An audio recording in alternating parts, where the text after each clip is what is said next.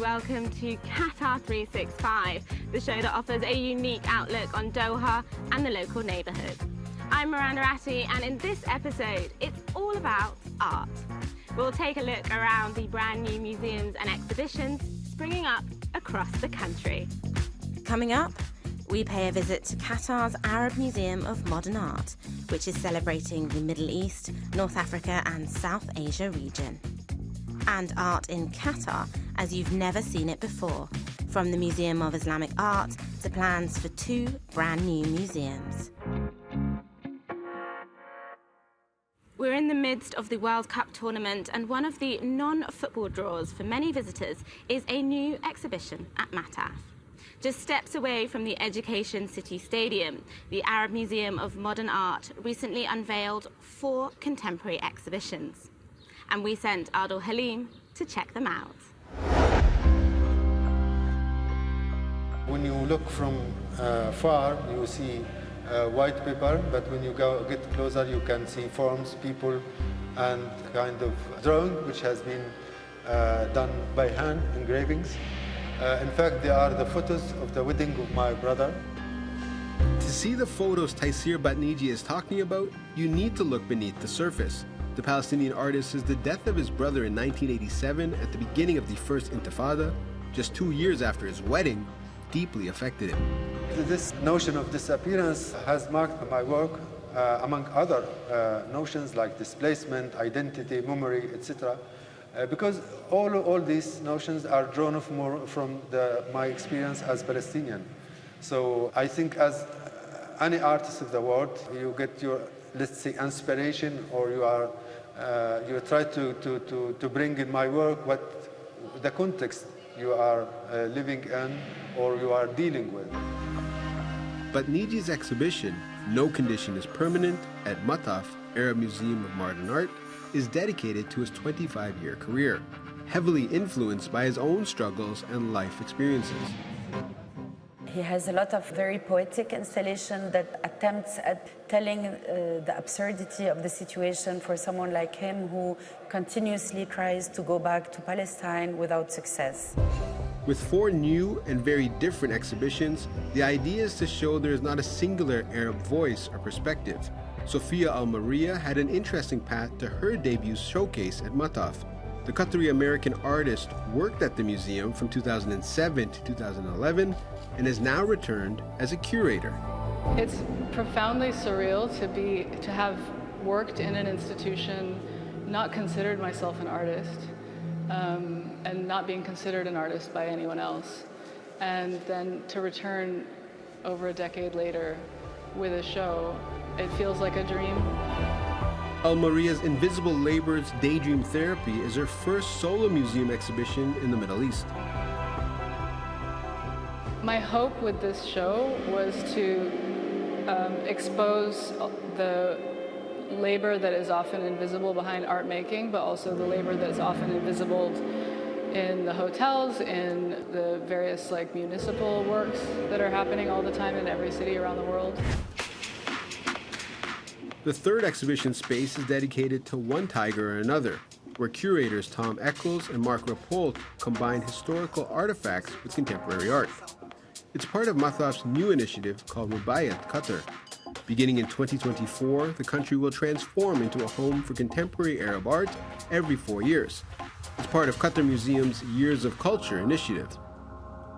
Basically, the core message is bringing Qatar to the world. They're bringing the world to Qatar.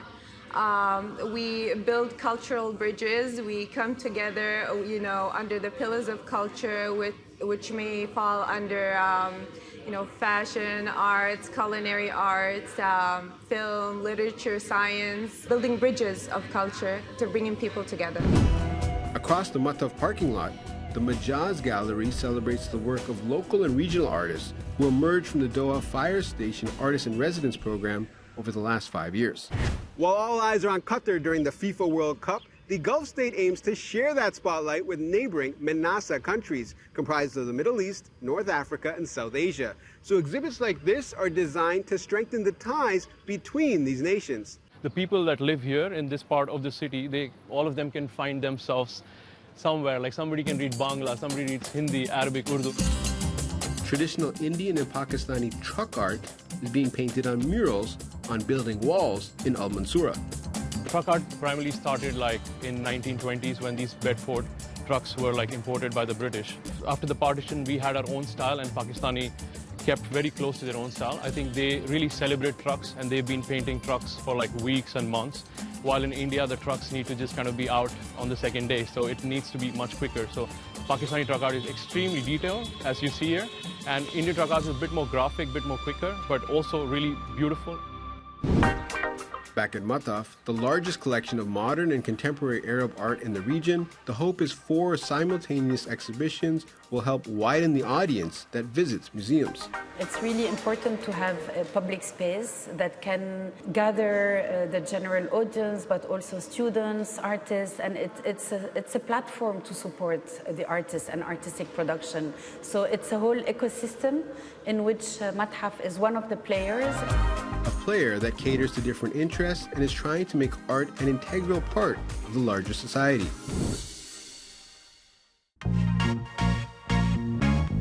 And they're not the only shows opening this year.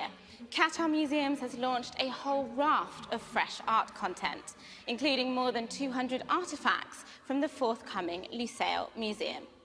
And with so many cultural objects going on display, many for the first time, can we learn something new about the country itself?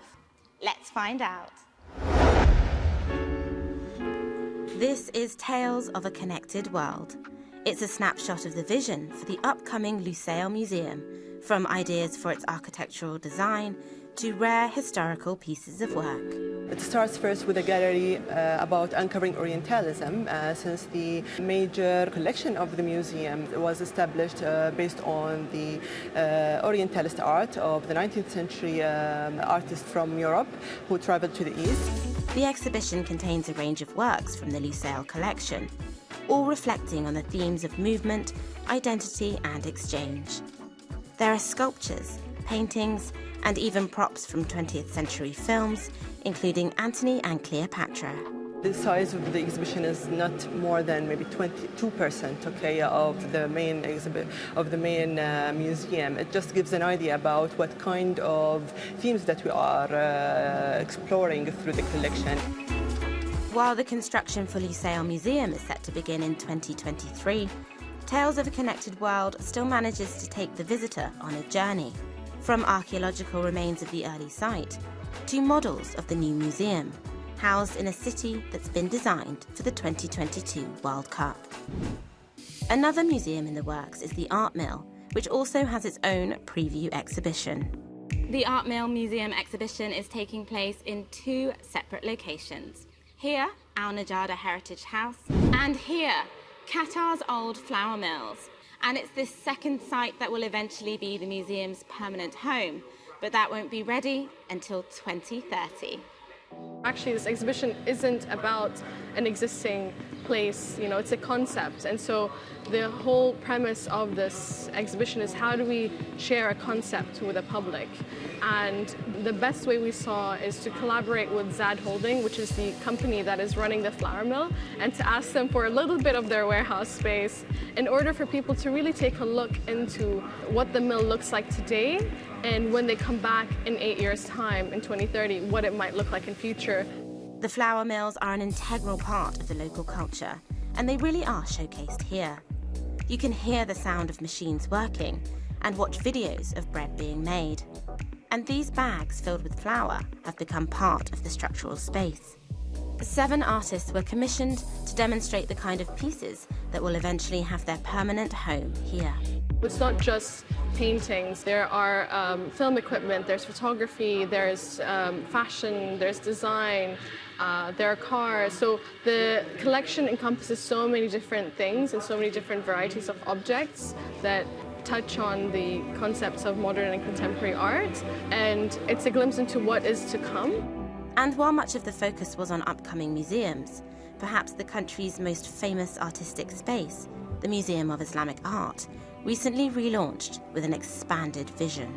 We now were closed for 18 months to actually implement it, and we changed quite a bit. So what we changed is the museography of the galleries. We started introducing a visitor trail, we started introducing giving background stories, and we tried to arrange for a walk around that so the visitor can actually learn about the Middle East art and culture and history.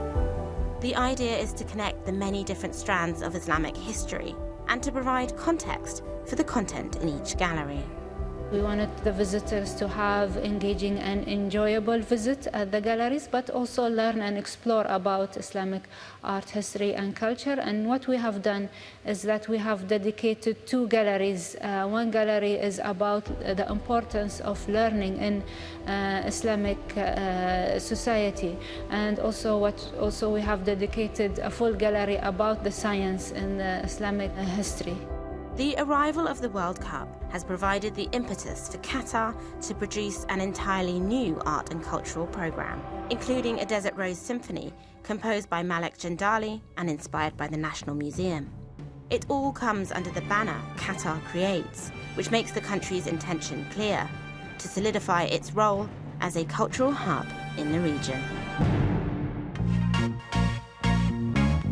Wow, these preview exhibitions certainly give us a flavour of what we can expect artistically in the near future.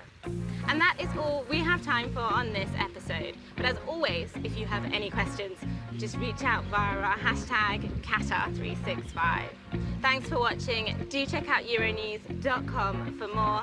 And of course, join us again next time on Qatar365.